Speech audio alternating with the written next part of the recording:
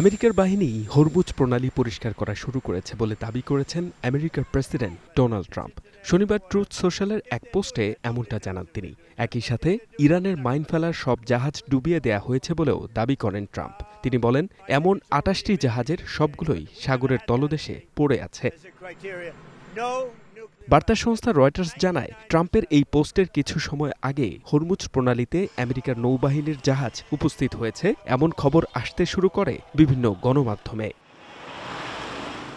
তবে ইরানের রাষ্ট্রায়ত্ত গণমাধ্যমের প্রতিবেদনে বলা হয়, ট্রাম্পের এই দাবি প্রত্যাখ্যান করেছে ইরান কর্তৃপক্ষ। ট্রাম্প বরাবরই দাবি করে আসছে, ইরানের নৌবাহিনী ও বিমান বাহিনীকে ধ্বংস করা হয়েছে।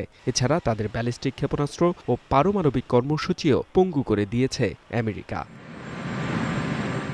এর আগে শুক্রবার মেরিল্যান্ডে এয়ারফোর্স ওয়ানে ওঠার আগে সাংবাদিকদের সাথে আলাপকালে ট্রাম্প বলেন, শীঘ্রই খোলা হবে হরমুজ প্রণালী। এ সময় তিনি স্পষ্ট করে বলেন, ইরান সহযোগিতা করুক বা না করুক, শিগগিরই উন্মুক্ত করা হবে এই আন্তর্জাতিক জলপথ।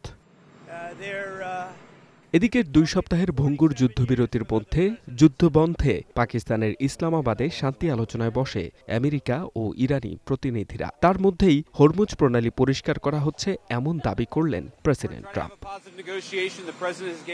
H M Ataullah, one international desk.